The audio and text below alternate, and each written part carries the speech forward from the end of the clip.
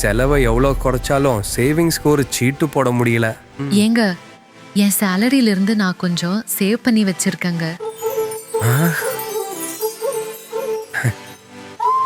எப்படி சேவ் பண்ண? டிஎம்கே ஆட்சியால ஒரு நாளைக்கு ஃபேக்டரிக்கு போயிட்டு வர பஸ் சார்ஜ் 40 ரூபாய் ஆயிட்டு இருந்தது. இப்போ மகளிர் விடியல் பயணம் திட்டத்தினால என்னால அந்த காசை சேமிக்க முடிஞ்சது. ஈவது விளக்கேல் மகளிர் விடியல் பயணம்.